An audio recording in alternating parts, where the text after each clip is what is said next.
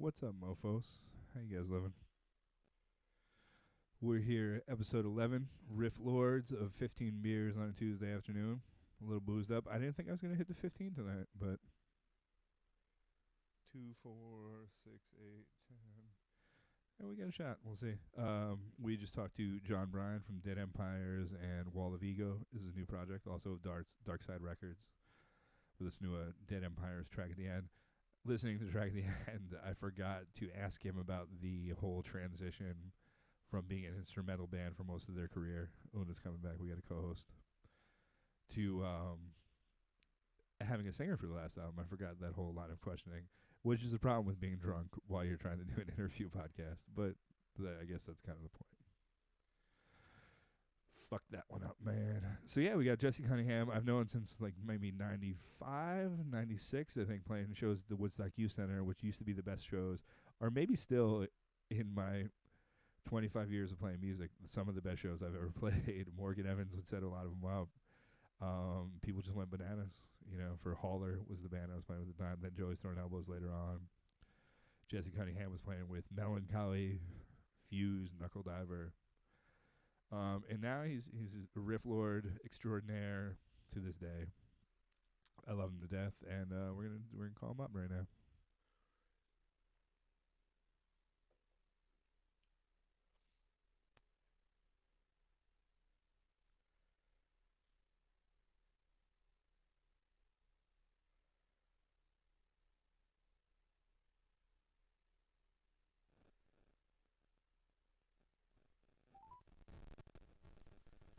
That buzzing a little bit once the phone gets on. Hello. What's up, Jesse Cunningham? You can hear me all right? I think so, yeah. I think we're good. All right, cool. How you doing, Kevin Sharp? Pretty fucking good, man. How about you? Doing all right. How I'm doing very 2020. 20? Oh, yeah. It is a crazy year. Wait till the super volcano explodes. We'll see how we handle that. Yeah, I don't know. Or Godzilla, whatever's We'll next. just roll with that shit, too. Yeah. No. How is the fucking landscape? This has been a hot fucking year. How's the landscape business during this? Well, I do not a ton of landscaping these days, so I'm doing more like fence building. But the problem is that can't be good in the heat either, right?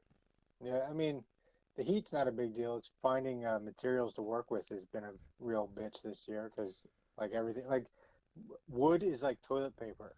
Oh wow! You go in because they shut down all the mills during the height of COVID. If you like in Canada, we get most of our lumber from Canada. Yeah. So they shut those mills down for a while, and that caused like this butterfly effect in the supply chain. So like you go to the lumber yard and there'll be everything's there, and then it's gone, but they don't have it like in the back like they normally do. Yeah, exactly. It's just all right. Well, the next truck's coming in August. It's like How's that work with customers? You're like, I can do this with shittier wood, if you want, or are you just like, I can't do this? Luckily, the clients that I'm working with now are very understanding. And I was able to do like jobs where it's mostly done except for the pretty part. Yeah.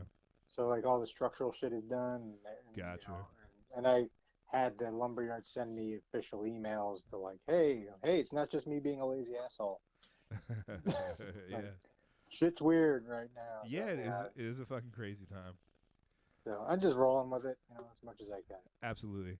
I saw you did a online video where you played along to some drummer from what band?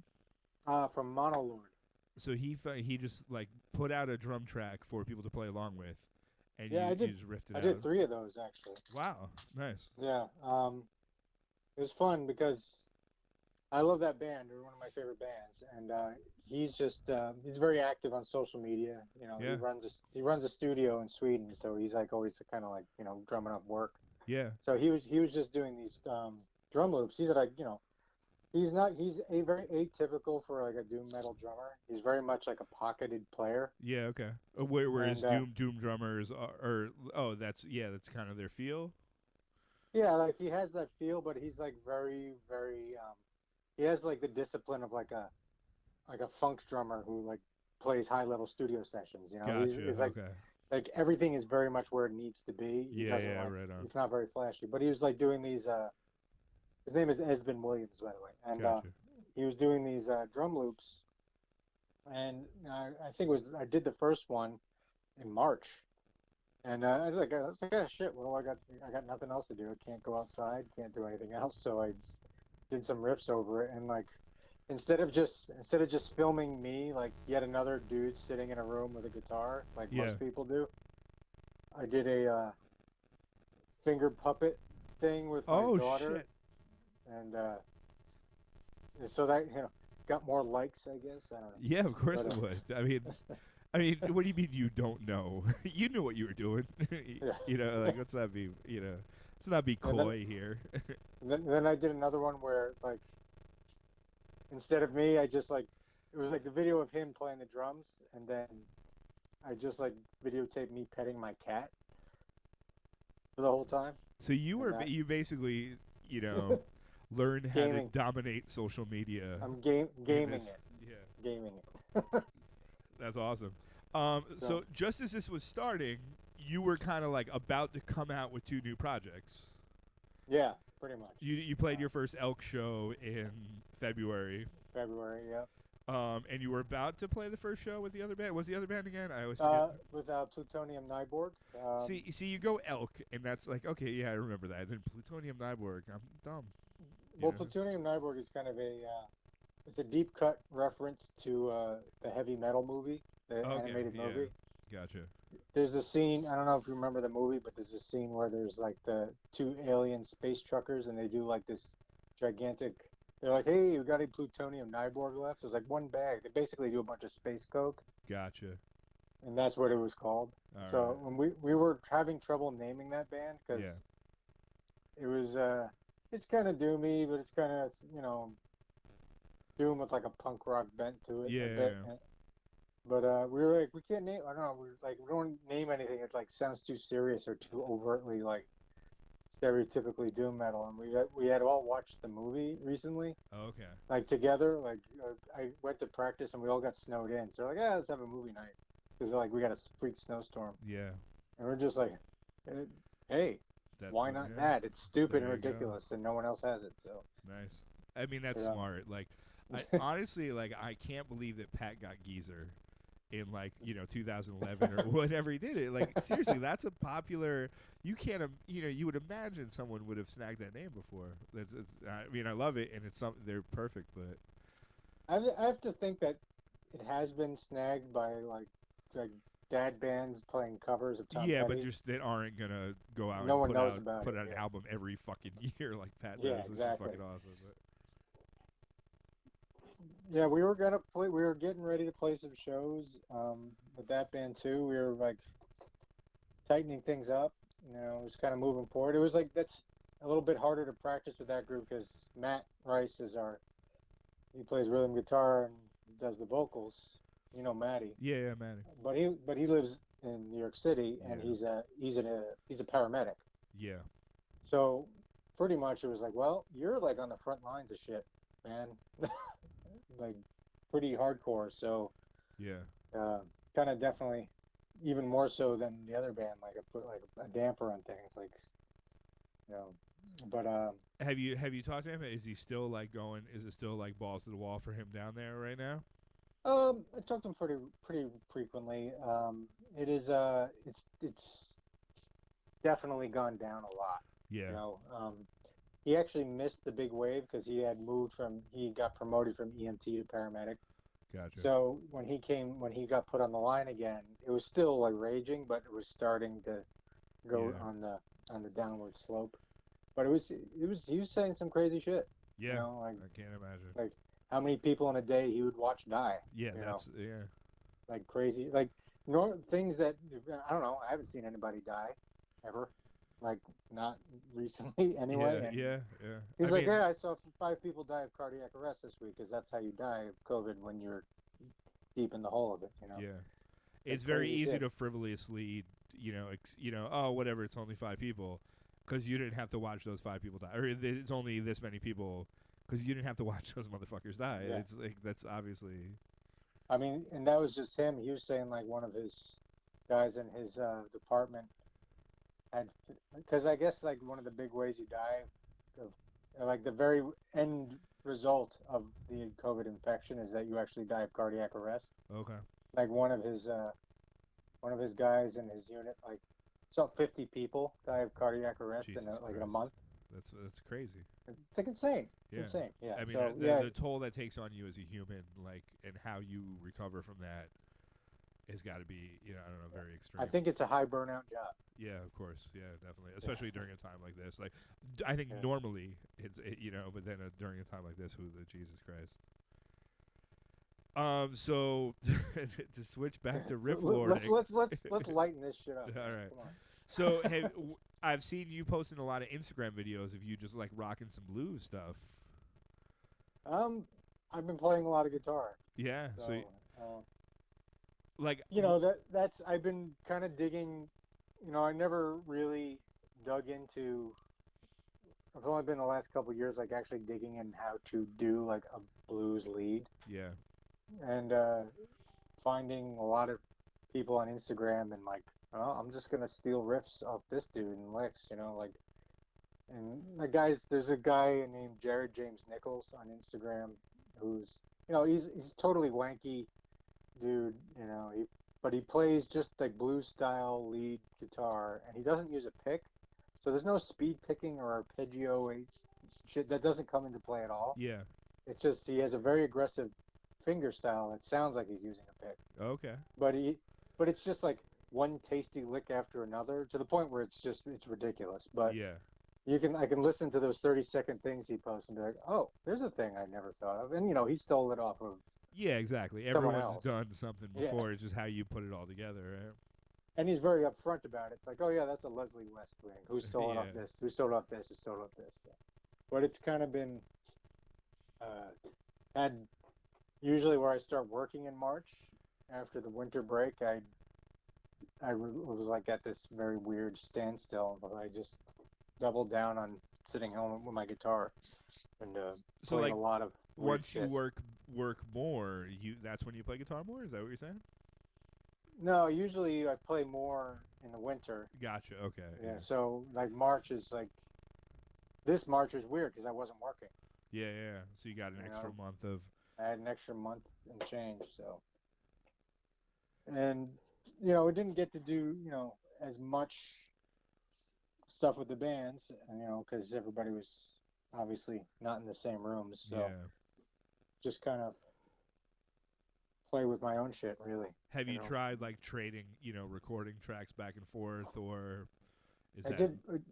Well, we were going to try and do that with Elk, but John, our drummer, John Fay, he was in school. He's getting his master's degree in psychology. So he was in school, and he got switched very abruptly from going to school every day to having to do it all at home. And so he was just kind of pretty overwhelmed with that. He was just like I can't really focus on music, guys. And we're like, right, we get it, we understand. We weren't like busting him about it, but of course. So we couldn't really do much with that. But I did the stuff with the guy from Monolord. Me and Pat Harrington worked on some stuff together. Oh yeah, I would love to hear that. What is that about? Like, we did a couple of tracks, and they're still kind of like in the touch-up phase. One of them, it's me, Pat, Justin Zipperly plays drums on it, and Earl does some vocals. Oh fuck yeah! I just delivered food from the Anchor to Zipperly the other day. Yeah. I was like outside the door to his house. I knew it was him because it was on a ticket. So I call him to see which door because he's got a basement door that's right by the entrance, and then you have to go up the stairs. So I'm calling to ask which door it is. So he's like, "What's up, man?" And I'm like, "Which door do I go to?" He's like, "What are you talking about?" And he's like, "Why is Kevin Sharp calling me?" I'm calling you because I'm bringing you your cheeseburgers. But I don't know. It's a whole weird thing. Then we got to hang out for a little bit. It was pretty awesome. I haven't seen physically. I think the last person I've seen from Kingston was Pat. Yeah. Because I went over to his property to talk to him and Liz about, they wanted me just to look at some projects. And this was must have been very beginning of March. Yeah. I don't know. The winter was so weird. I can't judge it by the weather of the day. Yeah, exactly. It might have been January, but it was warm and I was in a t-shirt. I don't remember. So you're a landscaper. Am I wrong, or is this fucking summer been hot as balls right off the bat, like way earlier than last year. It was cooler longer. It was definitely cooler longer, I would say. This year. Okay, so Yeah, it didn't get. I feel like I remember a pretty long spring last year because last year was my first dog walking year, yeah. and I remember a solid 2 months where I was like, "Holy shit, this is amazing." Until it got to the point like, "Holy shit, this is like walking through a fucking death." What I don't know. I feel like that this year it was like this very kind of temperate coolness that was kind of when we finally started working. It was awesome. Yeah. It was nice 40 to 50 degree range when you're doing like labor or whatever. It's a nice level to kind of keep yourself regulated. You don't overheat, but you're not cold. Yeah. And so there was a lot of that, and it didn't really start to get like sweaty balls hot until June. And I feel like we're on the track of last year with that, but I feel like the last year was hot. Maybe it was. I don't remember it having such a longer cool stretch last year. Yeah, I think it got warm earlier last year as well, like kind of like temperate at least earlier. It went up to 60s or 70s in like late March, whereas this year it kind of held on to those 40s for a while, maybe. The weather's just another thing that doesn't give a shit about people. Yeah. So, fuck Fair us enough. about that. So, when you're like sitting home in the morning writing riffs, right? Yeah. Are you, you have Plutonium Nyborg, you have Elk. Are you like writing for either thing, or do you write with a purpose, or do you just like play and see what happens? I play and see what happens. And then think, oh, this might fit with this, so then you start like developing in that direction, or What I've done in technology has helped this. I have this thing on my computer that's like a guitar amp. okay, that I can plug in with headphones on, so I don't wake up my daughter. yeah. What's it called? Like, what is like an emulator kind of thing? Yeah, it's called Guitar Rig. Okay, And I've been able to like dial in what my actual amplifiers sound like okay, on this thing. So, and I just plug my pedal board into it, and I just start playing. I always start up with like. That's a thing I've kind of developed over this break is actually do what real official guitar players do. I have a warm-up routine now. Like I never did that shit. I never did that shit before. Yeah, now I do it, and I'm like, wow, this actually makes sense. Like do this thing you do every time, it limbers you up, and then I just kind of fall into I don't know whatever I feel like doing. yeah, Sometimes it's a bluesy thing, sometimes it's a metal thing. It depends on which guitar I pick up. I have the guitar for Elk is in standard tuning. The guitar for Plutonium is tuned a full step down. okay, And a drop C tuning. So it's full step down. Oh wow, yeah. So it's got a heavier. yeah, But it's weird because this is guitar geeky stuff. But I have like the pickups in it aren't as loud as the pickups in the Elk guitar. So it. I don't just rely on this heavy doominess, so it forces me to do when I pick up that guitar, it's like lower tuned. yeah, It still forces me to just play guitar, not rely on fuzz and all the distortion. So whatever just kind of comes out, and I just record it right then and there, and just kind of throw it in the bank. And I have this like a file on there, and I name them things that like whatever, I'm sitting here at my desk and I write a riff and like, what am I going to name this? Poland Seltzer, because there's a Polar Seltzer thing on my desk. Right on. And it means nothing, but I remember it for that. And that's kind of how Halder used to name our songs. So yeah, I completely. It's a fucking great way to name songs. Yeah. That's what Elk does. Like none of our song titles make any sense. So. Yeah, I mean, we also don't have any lyrics. So. We don't owe you shit. We don't owe you any explanation for what we're about to do. It's just music. Enjoy it. Have a beer. Exactly. So with Elk, are you thinking about getting a singer? And is it me?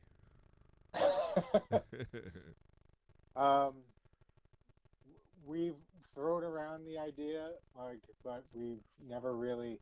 We've also thrown around the idea singing, of one of us singing or all of us singing somehow. Yeah.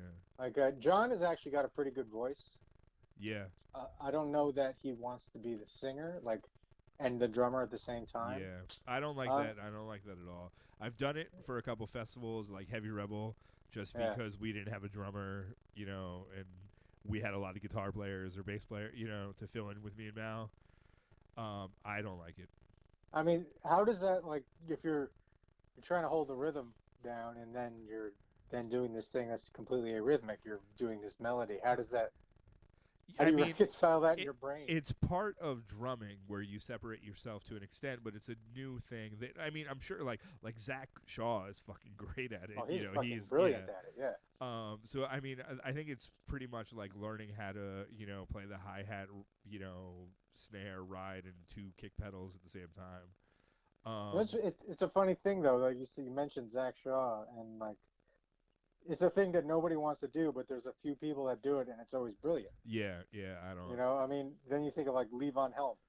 Yeah, well, I mean, him and He Zach did it. Shaw are a lot different, different animals. Like Levon Very stuff, different animals, yeah, but they still pulled it off very well. exactly. Yeah, I think I could do. I mean, even my acoustic music is like slightly aggressive driven.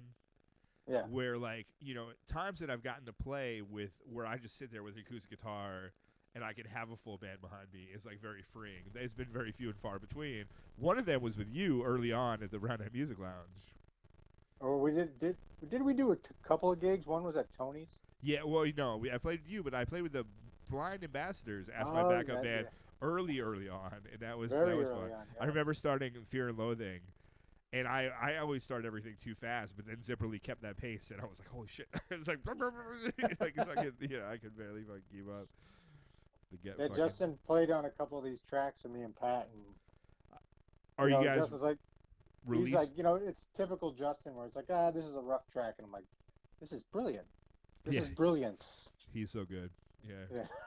So, are you releasing those, or like, what do you yeah, doing? we just got you got to tweak them up a bit. Yeah.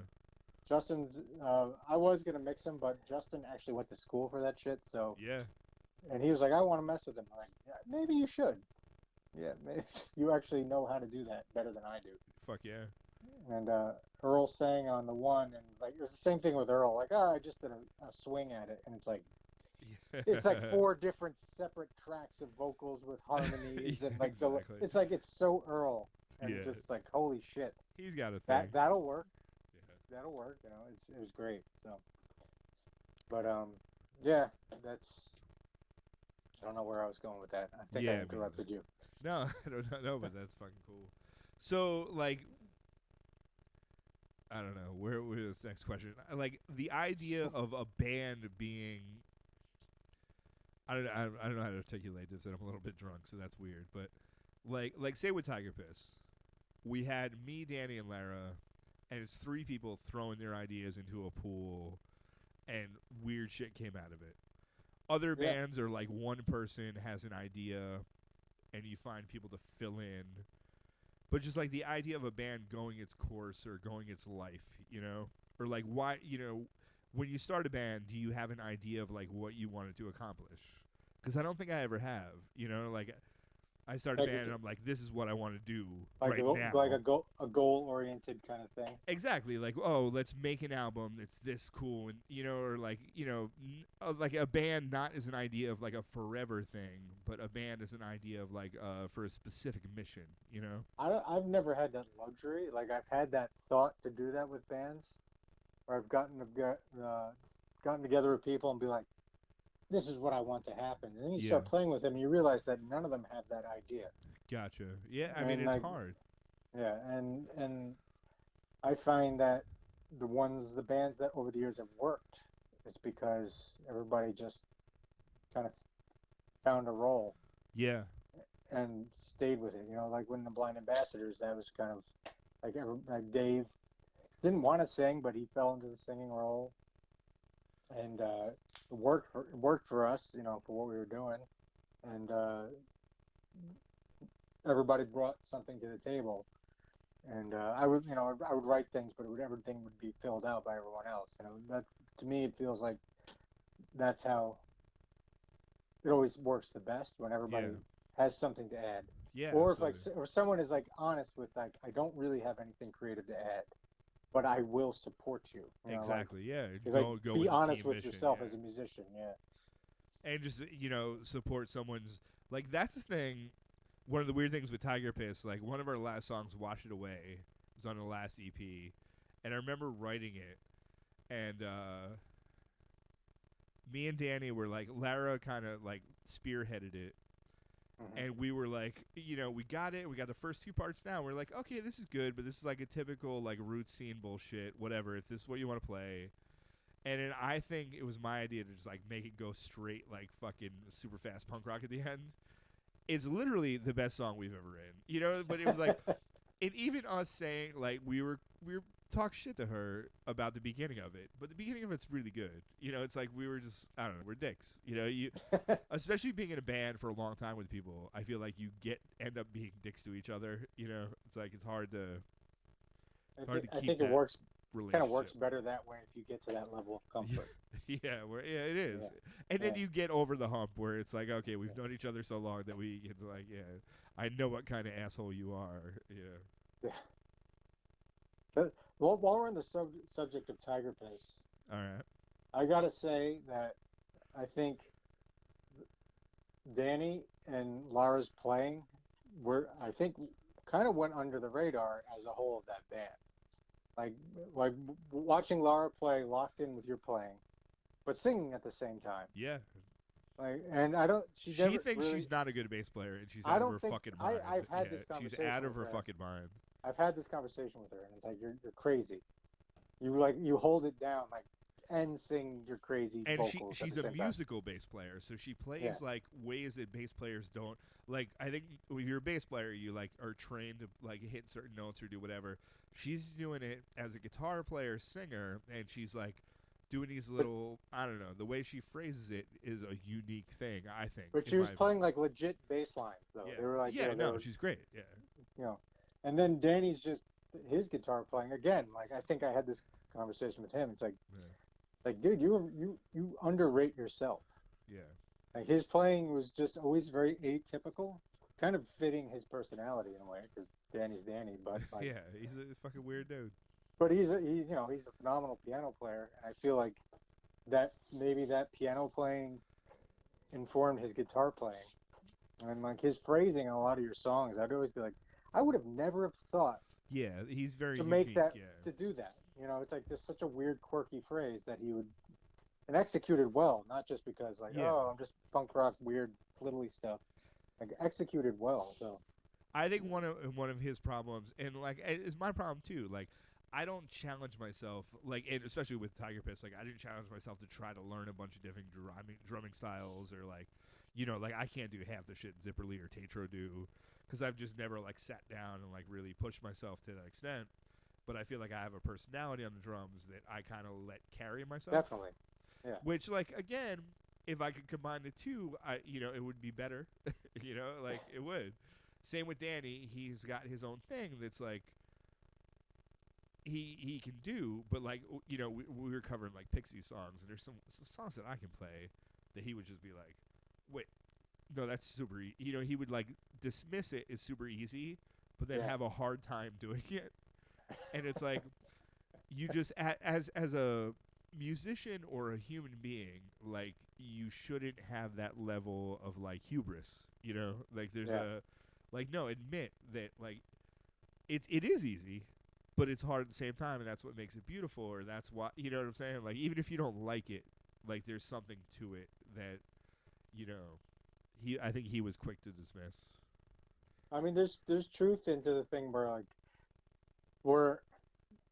and I, every band I've been in, and I definitely noticed, even with Elk, like, we have, like, one or two songs that are definitely a higher tempo. We're not a fast band, but we had a couple of songs that are a bit more up-tempo, and there's a couple times where, we had lapses in practice where we didn't practice for a month or two. Yeah. And we're like, all right, let's get back on the horse. And we'd kind of like go to those songs first. The fast ones. And they would be like, done, easy. Yeah. Like, we remember that shit because the pace of the song made it very easy for you to see where things are coming. Muscle memory and come right back to it, yeah. But we also have songs that are on the total opposite side of the spectrum. We have one that's called Cave Monster, and it's just like very long, drawn out A minor chord progression, like very drawn out, like ridiculously. And that always was like the hardest song to come back to, and when we were like not playing regularly. Is it about And me? is it about you? No, No. that's just actually Came on. the song, the title came from, I think Peter Head sent me a message one day asking me about, like, hey man, did you ever hear about those giants in Afghanistan that the army found? You know, like some some random thing about conspiracy about the U.S. Army had fought like legitimate Oh giants my in the caves goodness. of Afghanistan. That would be a I good couldn't. comic book. Yeah. So that's where the title came from. But that always been like that was always the hardest stuff to kind of Yeah. play is the spaced Slow out stuff. stuff. Or Yeah, like, yeah. Well, and even when so me and Jim DeGrassi were playing, like the caveman beats, like I've always been a punk rock dude, so I'm like always like super in front of the beat. So right. like that time, the couple times that I actually hit a decent caveman beat in those, right? Is that what you call it? This is what you call it, The right? caveman, but yeah, Yeah. like the big The couple the times di- I hit it, I was like, "This is amazing to me," because it's not my forte for per se, it's like Dale Crover kind of stuff. Yeah, I mean, Yeah. he's fucking terrific, but yeah, I haven't had, I would like to play more in that realm and develop myself, but that's all about being a musician. Like you don't have to be great at everything, but it's fun to try to be. I mean, as soon as you think you're good enough, you start sucking. Yeah, exactly. I mean, as Yeah. fucking hot shit as you think you are, is some dude's gonna fucking make you look like a fucking idiot. So You know, like I've I'll feel like I've learned a bunch of shit, and I'm like, oh, look at, I can shred the fucking guitar yeah, now. Then I'll look at a Joey Eppert video. yeah, It's like, oh, that's right, Joey Eppert still is alive and can do Joey Eppert things. yeah. Uh, Never mind. I'm not and really a and good it's funny guitar because player. then you see like a lot of stuff that like you'll watch a band play for 5,000 people and you're like, that drummer is really not that great. What the fuck, Yeah. But it's just like all part of a presentation that Yep. there was other shit put into that that doesn't have anything to do with him, but he's just playing his role. That's how it goes, man. Yeah. So you thinking about any like Knuckle Diver Fuse reunions during this pandemic? I think that ship. I think that ship has passed. Yeah. Um, I think we tried a Fuse reunion a few years ago. Well, we didn't even try it. We talked about it, and the drummer Adam Heyer, who's like pretty much not on social media, Oh yeah, I like remember Adam because Adam used to play with Pitchfork too, right? yeah, he was the Yeah, original Pitchfork Militia I drummer. remember. I don't know if it was Fuse or Pitchfork that we played at Sweeney's with Joey's Third Elbows, and I remember Adam playing drums. Adam. Yeah, Yeah, yeah, that was definitely Fuse. yeah. Okay, cool. Um, and yeah, well, he got in. The reason that Fuse basically started was because Pete called me. This is like in the days when people called people on the phone. You know, that's how old we Yeah, are. I mean, And imagine trying to meet a woman when you yeah, had to call her landline and be like, "Hello, hello, Allison. This is Kevin." It's like that's so fucking awkward. You can just be like, "Hey," with like 3 letters on a fucking text. It's fucking weird, man. we're in that like crossover generation now. Yeah, it's fucking We understand strange. both, the Yeah, pain of both. exactly. Yeah. But Pete called me and was like, "Hey man, we got rid of this our drummer. Like we parted ways with our original drummer, but I think he'd work for you guys. Or I think you'd like to jam with him." Oh wow. Because he didn't like playing what Pitchfork was doing. Like he liked Yeah. when they played hard, fast stuff, but anytime they slowed down, And they were like I, they were a lot more cowpunky early on when yeah, before it was popular almost. Like yeah, pretty much led the charge on that. And it literally, yeah, when I think about it, it's funny because he gave me a guy's phone number. I called him. He didn't know who I was. And then we just made a series of phone calls. Like that doesn't happen now. Nobody yeah, makes phone yeah. calls. And it just, yeah, I called Morgan and be like, hey, I think I got a drummer. Because it was right after Knuckle Diver kind of like Yeah. was pretty much ran its course.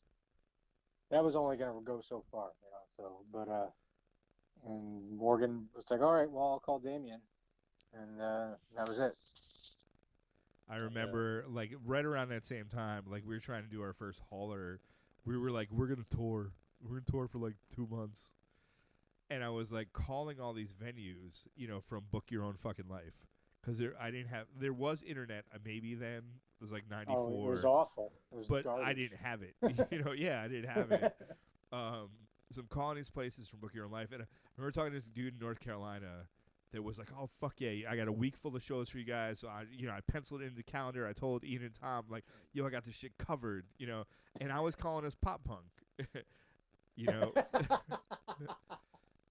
So yes, I very pop. I mailed him our tape, and then I get this call back a fucking week later, like, no, dude, no, we can't. He wanted Screeching Weasel, kind of like whatever 95 pop punk, Green Day, and just kind of broke. You were one band too early on that. Yeah, it's like nope. Can't have you. Oh, sorry guys. So it was like we had a 2-month tour with like 4 shows booked, and Tom canceled the night before, and we were like, "You're a fucking asshole."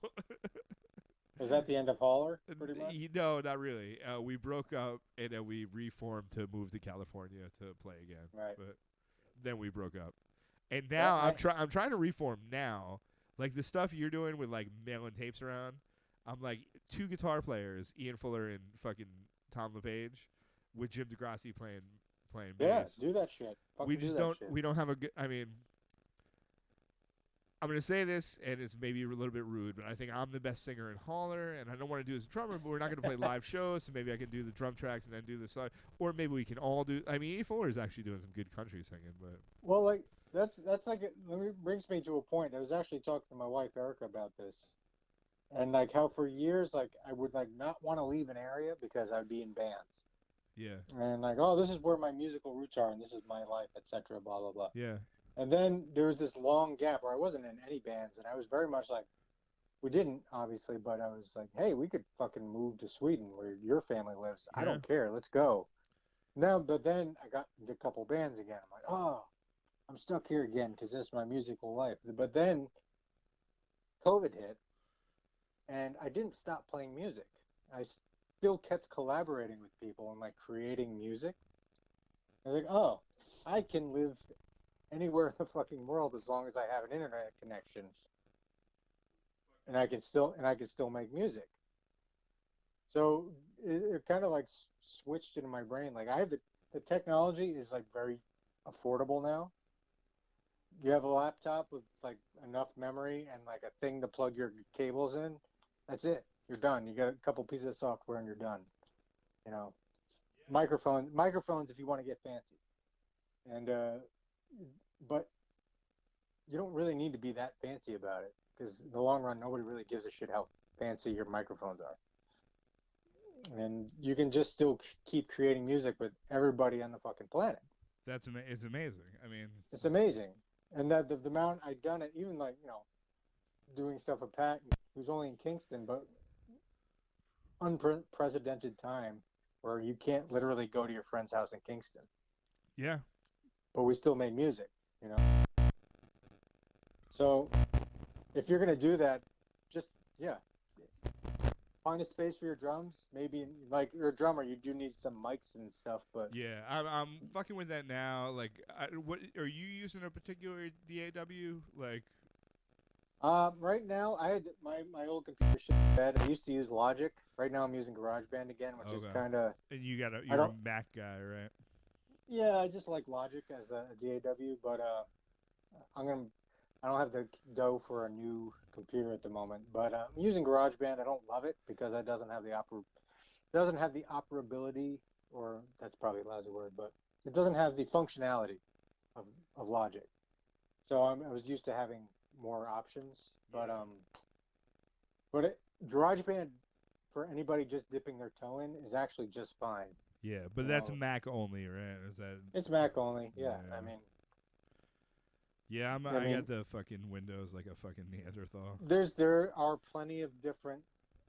I mean, I could send you some links. I'm using Studio One. I have the Presonus audio box. I was talking to John Bryan before. He has the Presonus audio box 8 input that he bought for $200, and I have the 2 input that I bought for $100. And I'm like, fuck, that math doesn't work. I'm using like a Behringer, which is like the everybody hisses at Behringer. Yeah. But I bought this thing for like 50, not even like maybe 30 or $50 on Reverb or something used. Okay. It works fine. You know, I'm not trying to record Abbey Road over here, so Well, you know, who knows? it works.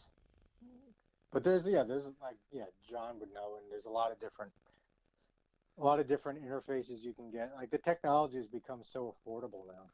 You know, Yeah. that's the thing. Yeah, I mean, it's easy to do. Like that fucking. You see that Post Malone, fucking Yeah, Nirvana concert? Like yeah, they were in the same house and they're all rich, so that it like detracted from me. But I remember I was like about to go to sleep at 12:30 at night, and then someone was like shared it. I think it might have been Mike Darcy or something. And then yeah. Mike all of a Darcy sudden, posted it. I started fucking watching it, and I'm just like, I watched that for the fucking full hour and a half. I was like, holy shit. Fucking Travis Barker fucking kills. Like, that was fucking, the tone and the aggressiveness of, like, what Nirvana became with In Utero. Like, they Yeah. became a different, like, heavy fucking machine with those fucking songs. They opened with Francis Farmer. That's fucking great. Like, That was interesting too. Is like a lot of people are like, oh, Post Malone can play guitar. Like he's very good. Yeah, he does a if you lot of look shit. Yeah. if you look like years ago and like where he started his career before Yeah. he became what he is now, he was doing like singer songwriter Americana. Yeah. And there's like a video of him at like the some music store in L.A. Norm's Rare Guitars. It's like the where all the rich people go and buy 1961 Gibson Gotcha, SGs. yeah. And he went in there one day, and so everybody's filming him, and he's in there like shredding some blues riffs. So like, oh my God, Post Malone can play. It's like the guy learned all of music and then realized which music made him the most money, and did that. Fuck yeah, So, cheers to Post Malone. Thank God Oscar or David Yao didn't figure that out before. Like, freaking, Dwayne Dennison could have been, this big pop guy. I think they just the Jesus Lizard tours every 10 years or so. Yeah. So those guys can pay their mortgages. I missed it last time. What was David Yao's band before the Lizard? It was like Electric Scratch Acid. Okay. I think there was a member of the Jesus Lizard in that. Yeah. David Sims, I think. And then Dwayne Dennison is also in some like kind of rootsy thing as well, I think. I think he was associated with the legendary Shack Shakers, but he's not in that band. They have a different guitar player. All right, gotcha. Their guitar player, I actually saw the Shack Shakers in Woodstock last year. Colony, okay. And yeah, Erica got the tickets, and I was like, yeah, why not? And the opening was J.D. Pincus from Butthole Surfers. Oh, fuck yeah. Nice. And I had no idea. I was like, oh, I know who this guy is. Like, fuck, Butthole Surfers. But he gets up there and he's got a banjo. Okay. And he's playing it like through loops. And he's like, not just like banging on a banjo like too many people do now. Like, he actually knows how to play Scruggs style and clawhammer. And he's like legitimately playing the banjo. Yeah. But like doing these creative things with like delay and all that. And the guy's got great vocals. He's like, got a great set of pipes. All right. So I was like, wow, J.D. Pincus. This was the most enjoyable part of the night. That's fucking great. Did you not like the Shack Shakers? I thought the Shack Shakers were great, but it was a super unexpected surprise. Like, yeah, here's this guy I knew about, and I didn't know he was going to play here tonight, and then he was awesome. My friend Husky Burnett from Chattanooga, I think he's friends with JD. And he, I don't know, he's been around the scene for a long time or whatever. Right when this first happened, some record label like Ruckus and Boonies or something did an online concert. Like a bunch of places have done it. I think Red Necromancer's going to do our Heavy Rebel online concert. Right. But this place, Ruckus and whatever, and they did $400 the winner, voter, like American Idol. $400 to the winner. You can you play two 90s hits. And it was like the week, I think, this is episode 11. I interviewed Husky episode 4. I think it was April 21st. And he I told remember me that. I remember that. Yeah. he told me about it, but he wouldn't tell me what songs he was gonna do. He's like, I'll text them to you after because I don't want anyone to steal our shit. And he's like, somebody's gonna do a bluegrass like pop song, and they're gonna win. But we're gonna do. So he did him and a drummer, and they did "Came In Through the Bathroom Window" and "Dirty Black Summer" Nice. as their two '90s hits, and I was like, "You fucking!" They crushed them. Wait, They fucking. who was in my room last night? Oh, who was in? Okay, yeah, that one. Yeah. And then fucking "Dirty Black Summer," and they fucking crushed them, and they lost to this girl that did. I forget what she did. It was like Waterfalls or some shit. I don't know. It was like, it was like what you would think, and she did a very good job. She was very good at what she did, but it was, it was like, for me, what they did not go unnoticed. It's like you picked a good shit. I mean, mentioning Dirty Black Summer, and I have not heard what I'm about to mention, but have you heard it? The Elvis Danzig? No, I haven't. I haven't been able to do it. Yeah. I've heard things. Like not flattering things. I have like this hollow body guitar now, and I'm trying to figure out how I'm gonna learn how to play electric. Because I'm like a drummer that plays meat-handed chords, like open chords. I don't know how to play guitar very well, and I'm trying to figure out how I'm gonna learn how to like translate that into a hollow body or an electric. And I'm thinking maybe learning Danzig songs is a good way to go. Like yeah, I mean Danzig 1 or riffs. 2, like the guitar playing, the rhythm guitar playing is pretty simple stuff. I don't know. That's John Christ or Christ or whatever. However you said his name. Like that. Those the first two albums, or the first album especially. Like it's fucking. That's a. Those albums are solid. Yeah. I listen to those albums a lot, and I was not a fan of the Misfits or anything. I liked them, but I mean, I could play punk rock guitar probably. But Lara says the Elvis Danzig album is terrible. The what is terrible? Yeah. But is it like cult terrible? Is it going to be so bad it's good? It's weird because he is so he has all the capability to make he could get the best fucking band in the world behind him. He's obviously got a decent voice. Like I know he's got a decent voice because I've heard the fucking Danzig albums. Like, why is it terrible? That I almost don't understand it. He also makes bad decisions. Yeah. Remember the Danzig knockout video? All right. Well, but that at the same time, like, if he that was a bad decision. He pushed a guy who was twice his size. If he would have fought the dude could have sued him. The dude, there is, I don't know. I kind of half buy his defense for that. I mean, whatever. You shouldn't be you shouldn't be that guy, but you also shouldn't show up, I don't know, late for I don't know. There's shows happen all the time and different shit happens, Fair enough. Like the Brian Setzer tour we were on with Lara Hope. She went over 2 minutes one night and there was a fucking scolding and it never happened again. Right. like some of these shows, like they run on like, oh, your band, you had to drive 7 hours and you're late. Like literally, no. That there is no room for that. Like there is, that sometimes happens. Well, yeah. I mean, when they're playing those venues that are pretty big and there's a lot of moving parts. Yeah, I mean it's a big deal. Yeah, it's like stuff that I don't necessarily understand. It's funny talking to Pat where he's talking about opening for Marilyn Manson and fucking Motorhead. That's crazy shit. Pat's a serious scene veteran. Yeah, absolutely. Worldwide. Lara says it's mixed so terribly and the guitar tone is crapo. It sounds like Danzig is singing in a different room than the rest of the band. It's weird. It's like, if you're that dude, how can you not make that better? I don't know. I mean, there's that like Last Queens of the Stone Age album that sounded like they ran the whole thing through a Boss EQ pedal that somebody stepped on by mistake. Well, that's got to be just bad aesthetics, right? Like they just don't, what they like isn't good. When you compare it to the album before that, which is great, and then they were just like, fuck you, we're gonna do it like this. I mean, then there was I think a Primus album, like the Brown album, which is like notorious for sounding like Radio Shack microphones. Yeah.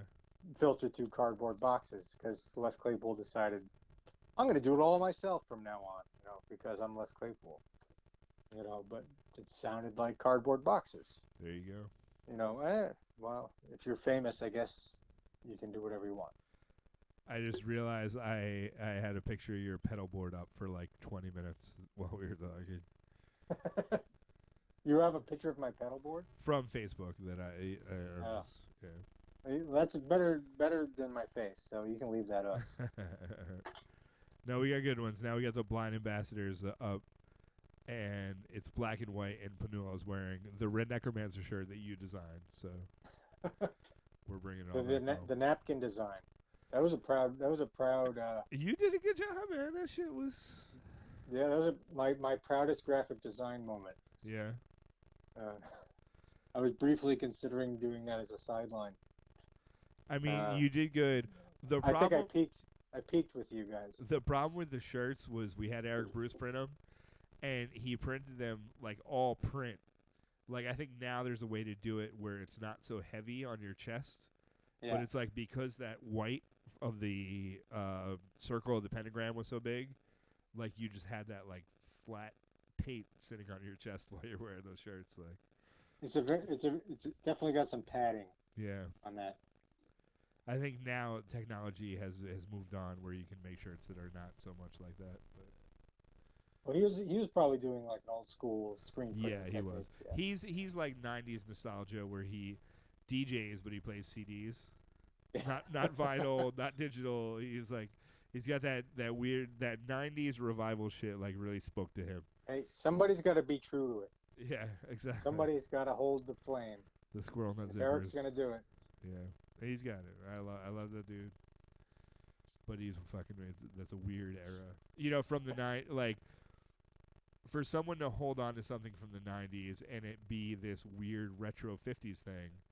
Like my experience with 90s was like The Lizard, like a lot of Fugazi, Rancid, like that kind of shit is my experience of the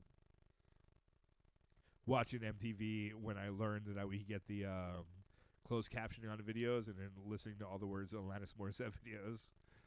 That was fun. Well, I don't know. It's the world we live in now. You can latch onto whatever makes you comfortable or happy and just stick there. I mean, why is there still, why is there a rockabilly scene still? Why is that still thriving? Or a doom metal scene. Yeah, because people are et cetera, et cetera, et cetera. It's like, you find it and like there's always new people coming in and it gets to be, you're not going to be Metallica famous. Yeah. But you might meet a bunch of cool people. Yeah, it's fun. I didn't play. I went to see last big show I went to was in New York City. It was Desert Fest. Okay. And Monolord played at that. Elder is another band that's kind of fits into the genre. Not quite. They started out more of a doomy band, but they definitely got more proggy in their years. But had a lot of bands like that that kind of fit in and around that genre. Easy Rider Records kind of bands and stuff like that. Gotcha. And it was in New York City. There was a lot of people there. It was not like Ozfest. A lot of people. It was a place that was probably, if you took Keegan Ailes and made Keegan Ailes like 4 times the size, it was that size of a place, and it had an outdoor area for the stage. But there was a lot of people there vibing on the same kind of music, and which I don't think you would get those communities in the past without the internet. It was just like whatever was being fed to you by the radio or your friend's older brother was giving you. That's it. That's your choices. Or MTV, which doesn't exist anymore. So I think it's smaller groups of subgenres that people latch onto. Yeah. But people find community in that stuff. Absolutely, and that's great. Yeah. I mean, that's I talked to Pat about Electric Beer to Doom earlier on, and that reminds me a lot of, I've been watching have you seen Murder in the Front Row? I have not, no. It's like the Exodus fucking documentary. It's Bay Area thrash. It's on. I think you have to Right. pay for it, but it's on. It's on Amazon Prime. But it's like basically Exodus was the shit of Bay Area thrash. Bonded by Blood was Right. like the first one, the big shit at the time. Well, Bay Area thrash was the shit. Yeah. Was like the holy grail of thrash. Basically. Yeah, and like fucking Slayer came up from L.A. They played 2 shows. Slayer came up with eye makeup on, and Paul Bailoff was after the first show was like, "Don't ever do that again." And they never wore eye makeup again. It's like for the singer that got kicked out of Exodus after Bonded by Blood to say that to Slayer. Let's fucking I don't know. What was I gonna say? I was thinking a lot about like old school thrash lately, and something came up on the internet about Joey Belladonna. I guess did some song with Frank Bello, I think. Okay. I actually didn't listen to it, but that conversation became like, who was the better singer in Anthrax, John Bush or Joey Belladonna? Yeah. And I mean, feel Among like the Living. Come on, you can't fuck with Among the Living. the thing is, like, I always loved Anthrax's sound until Joey started singing. I always felt it was a horrible mismatch. Like he was not quite good enough to be in a hair band. Yeah, like that, the notes weren't quite always getting there. Like and John Bush kind of, he was all right. I think it kind of fit the aesthetic more, but it was a bit like a day late and a dollar short by the time he joined the band. So you're not a big Anthrax dude. But I was. Okay. But it was just like I just kind of like would tune out the vocals as much as I possibly could. I think Persistence of Time was my favorite. Okay. That was later. I remember ordering Among the Living on tape from Metal Disc or whatever. Yeah. And that was like my first introduction. I was like, holy, that Among the Living is for me is like fucking epic. Like, I was like 14, however fucking old I was. And then they came out with State of Euphoria after I knew who they were, and I thought that one was even. In retrospect, it's a little too poppy for me. I think like Among the Living is like more what I like from Anthrax. I think the albums I had were Among the Living and Persistence of Time. I haven't honestly listened to them in, I don't know, 20 plus years, but those are the ones that and their B-sides thing. Attack of the Killer Bees. Yeah, which was pretty goofy. I just watched a video interview with Charlie Benante, where he says that he invented the blast beat with Milk from SOD. Yep. And he's like, other people played it better, but the first recorded blast beat is Milk from SOD. And I don't know, I'm not gonna fuck with him, but that makes sense. I mean, that album, when SOD was 85? 85, yeah. Yeah, who? Slayer wasn't doing blast beats. I mean, was there a deicide yet? No, maybe Discharge or something, but no, there was no. Huh. There were no thrash bands doing thrash beats. So now that I think about, well, that is a straight up blast beat because the da da da da da da da. It's only a good fucking song, man. I think that was a very early song I learned. Aside from the fucking like misogyny and racism.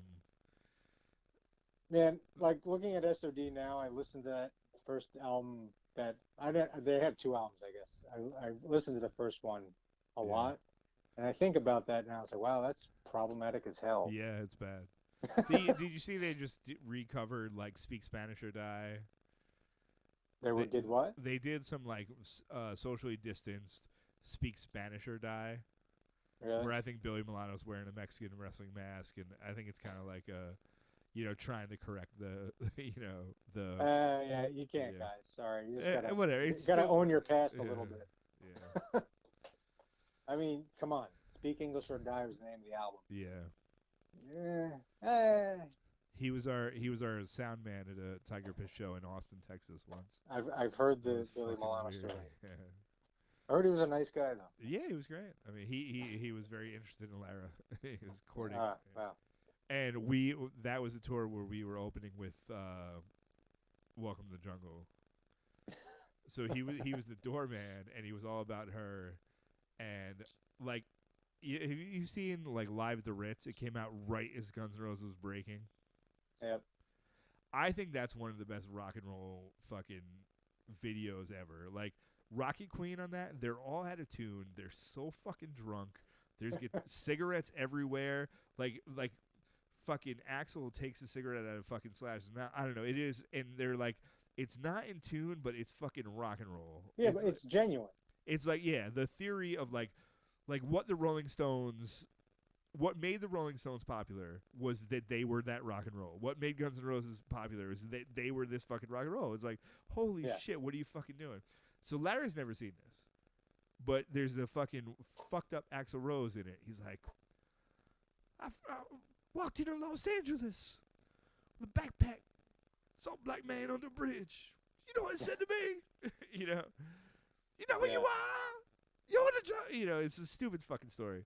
So fucking Lara, Billy Milano's all about her, so she calls him up the stage as soon as we started get our like little soundtrack done. Billy Milano, get up here for this. It's about you. And she does like the Borscht Belt version of it, where it's like, so we pulled into Austin. You know who we saw? Anybody? Does anybody know who we saw? No? We saw Billy Milano. Remember? You remember this? You know what Billy Milano said to us? Anybody? Billy Milano. You know what said to us? He's just like, what?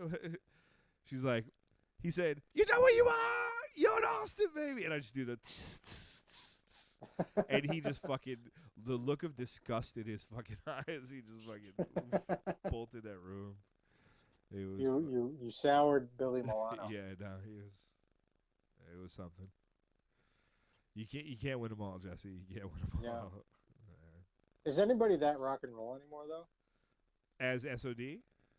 No, I mean like early Stones or Guns N' Roses, where it's like these guys were just happened to be good at making music, but they were just legitimately a wreck. Yeah.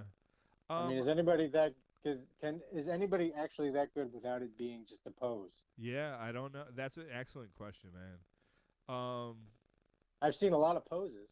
Yeah, definitely. I mean, like it's hard to get that and this is one of the questions I wanted to ask all day today, but I don't think I even got to it with everyone. Me and Pat talked about it a little bit. It was like, when you start a band, are you thinking like, what do I want to do with this? Or are you thinking like, let's see where this goes? Let's see where this goes for me. Yeah. I mean, I don't know. Like I've always I think we talked about it earlier. Like, what are your goals when you start playing with people? And I found it early on that having goals kind of always sink the ship. Fucks it up, yeah. Yeah. And I've only been in, I think, Long Band. I don't know if you ever saw that band. That was me and Matty Rice and a bunch of other dudes. That was like probably the most Guns N' Rosy-ish as far as attitude bands I've ever been in. Okay. We were just always drunk. We were always smoking cigarettes in places where you're not supposed to smoke cigarettes. We were just always too loud, and the shows were always really fun because. And this was late '90s. This was before. No, this was early 2000s. It was like the band me and Matt formed after getting out of the service. Oh wow, okay. It was kind of a flash in the pan, but it was that vibe. We were always hammered. People were on coke. People were on drugs. Yeah. But the shows were fun because we brought that attitude. Yeah. But I've definitely listened to the recordings of some of those shows and been like, holy goddamn shit, that's horrible. Yeah. Like, I mean, there's like the dichotomy of that. Like, that has an energy to it, but then three people who have family lives that really articulate their parts and send it back and forth to each other to create this beautiful thing. It has a different energy. There's like combining. But is that rock and roll in the same way rock and roll was rock and roll? Yeah. I mean, it is and it isn't. Yeah. Yeah. I think there's a meme going around that shows like that, like rock and roll in the 80s, whatever, and shows like Slash sitting there with like a bottle of Jack, barely comatose, like, and then it says rock and roll now. It shows like a guy sitting at his desk with a Mac. Yeah. With like an 8-string guitar with a fan fretboard and like typing in some MIDI notes, like, dude. I've been like, and I wasn't at the time. The 90s were weird for me, where I was getting into like Lizard and Fugazi and stuff, and I kind of left my metal roots. So like Chaos AD, I didn't appreciate until fairly recently. But Refuse Resist, like that album, Chaos AD, it birthed new metal because other people thought they could do the same thing Sepultura did. But that album is fucking bananas, man. Yeah. Like that song. They're very brutal albums. Yeah, they're fucking Refuse Resist, and just where it goes to the fast part. Everything on that album is just like, ooh, what the fuck are you doing? But they do that detune. They do a lot of shit that, like, I think a lot of other people were like, oh, we can just do that, and that's what became new metal, you know? It's weird because when I listen to old Sepultura, and I've heard people like make that, oh yeah, Sepultura new metal, it kind of gave birth to that. It's like I don't hear that. Okay. What I hear with Sepultura is like even way more punk rock than what metal was doing. You know, it's like this music was guys from Sao Paulo, from like one of the biggest ghettos on the planet, who were angry as fuck, and in their own country were worshipped like gods because people were so fucking angry, and Brazilians love angry, violent shit. Yeah. You know, and that's what the music they were playing was just angry, violent shit that really just spoke to a generation of disenfranchised people. Yeah. And then like new metal doesn't do that for me. I think musically though, a lot of things they did, like Sepultura, like took metal and made it more rhythmic. Yes, definitely. And I think that's kind of where like a lot of that Korn or like okay, I see that. You know what I'm saying? Like they took certain rhythmic things from it, and that's, you know, I don't know. That's at least listening, because I don't know shit about Korn. Like I missed that whole. You know, I never had a Limp Bizkit album or whatever. New metal is like it's a very wide swath of things get thrown into that. I mean, you have Korn, and then there's like the Deftones. People love the Deftones, but I'm not that well versed with them, and I think that they're probably pretty good. But they also think that they started new metal on accident. But I mean, Sepultura is some timely shit at this point. Yeah. Oh, of course. Yeah. Heather came and posted that Refuse Resist video, and I was like, "What the fuck?" You know, like. I think every Sepultura video was basically the band standing in the desert. Yeah. Like clenching their fists, not playing their instruments as much. Yeah. And interspaced with like riots. Riot scenes. Yeah, exactly. It's like that's what someone posted. Like, oh, well, Run the Jewels is probably like the most poignant music that's coming out right now. Yeah. But then someone else is like, oh, Rage Against the Machine is probably second, and I posted the Refuse Resist video. It was like, well, nah, they're not as active, but you know, you could be on a. I guess Sepultura was on a probably major label at that point too. But. I think Rage Against the Machine had kind of like missed their opportunity with everything that's going on. They kind of we're gonna play Coachella. We're gonna play Madison Square Garden. We're gonna do tickets for $200. Like, listen, you guys, if you've made your money, don't tell me you need more money. If you need more money, you fucked up. Yeah. Someplace. That's fair. And instead they could be Rage Against the Machine could be playing like, what is it in Albany? Something, the Pepsi Arena, is it still or called that? the back of a fucking flatbed truck. Play 3 nights at the Pepsi Arena for $30 a pop. Yeah. You'll be packed every night, fists in the air in the land of hypocrisy for 3 straight nights, and you didn't, you weren't selling tickets to, trust funders for $300 a piece. Yeah. You're the only band that had Leonard Peltier in their fucking videos. Yeah. Nobody knew who the fuck that was, but you did it. And now where are you? Now you're playing guitar for Bruce Springsteen. Okay, I get it. Yeah. Well, that's the thing that like broke me, like that Big Four stuff. Like, oh, Kev, you love Slayer. You know, I've seen Slayer, I don't know, maybe 15 times, something like that. Are you going to the Yankee Stadium show? Like, no. I'm going to pay $250 to be fucking 300 feet from the stage. You're out of your fucking mind, man. I missed one of the biggest regrets of my life. The Week in the Abyss. Like, we used to go as like high school kids, our like senior and junior year. We'd go to shows at Chance, and we would never buy tickets before. and it was the week in the Abyss. It was the first show of the week. They did six shows, and then released Seasons in the Abyss right after that. The first one of those was at the Chance, and we missed out on that because we didn't buy tickets before. And it's like, imagine seeing Slayer right before Seasons of the Abyss came out at the fucking Chance. Are you out of your fucking mind? Like, that would have been bananas. That'd be pretty rad. I saw him at the Civic Center years later, where they had like 14 like of those like tech metal bands playing before him. I've seen Slayer in that regard, definitely in the. But that, Slayer, Lamb of God, and everybody else on every label. Yeah. But they would, that one they at the Civic Center. This is probably like 2007, maybe 6. And I might have been at that show. Yeah, it was like Jägermeister sponsored it or whatever. Yes, I was definitely at that show. But they started playing fucking, they do 4 songs, and then they started with Angel of Death after 4 songs.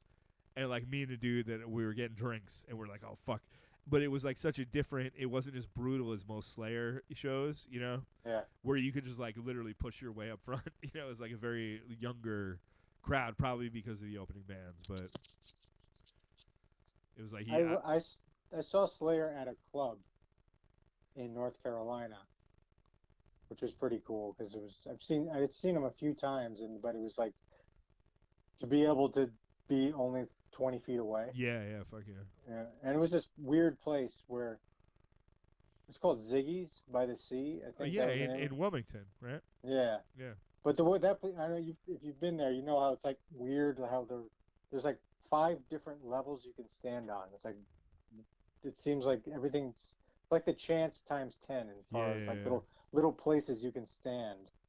So but it was cool to see them there because like me and my ex at the time we were kind of just like on one of the rails and like, oh look, there's Slayer, they're right there.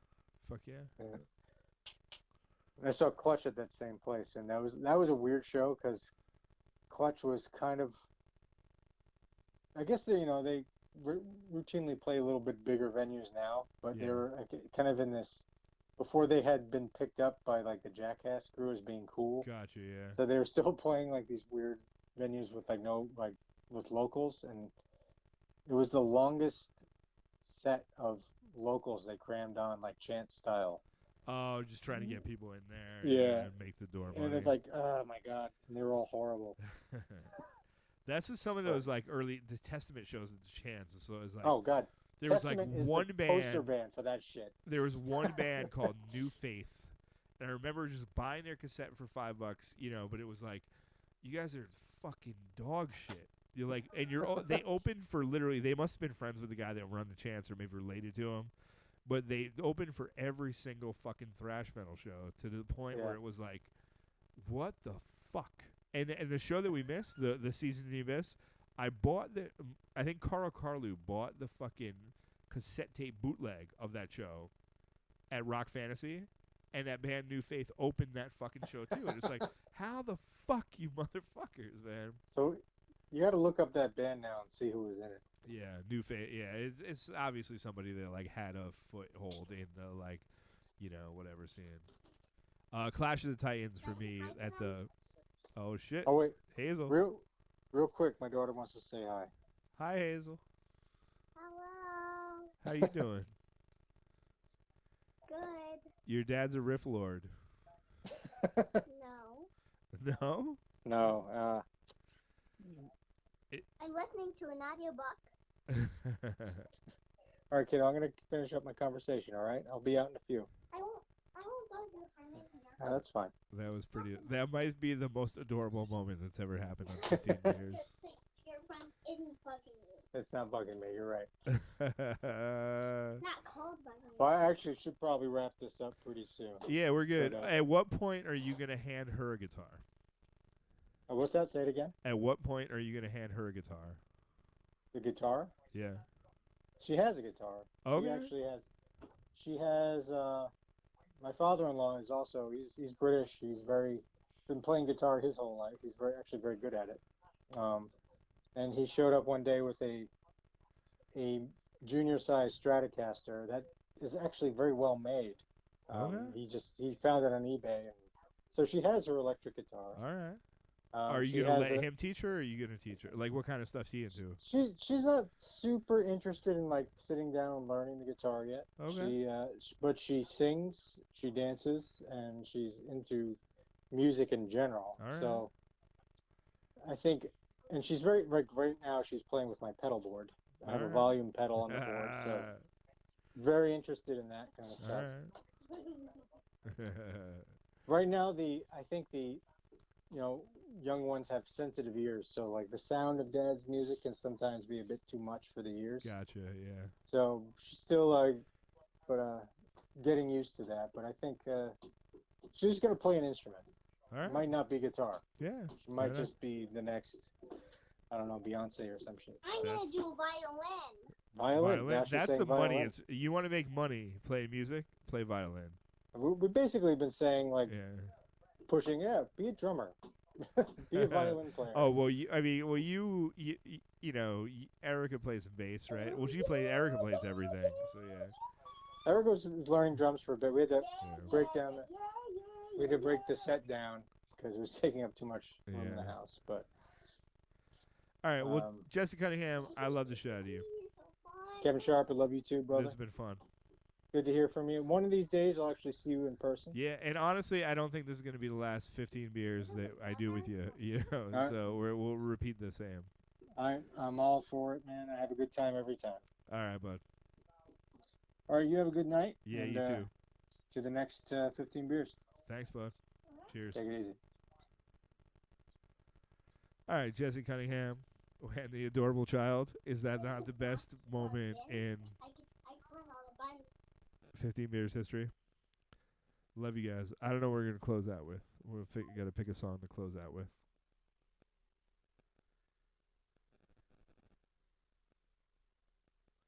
Let's see what we got here. Oh, we have another fucking geezer song to close out with. I think that's what our plan was. All right, love you guys. Like I said, 2 weeks we're doing episode 12. If you have any input on who you want it to be, what theme you want it to be, you let me know. Love you guys. Thanks so much.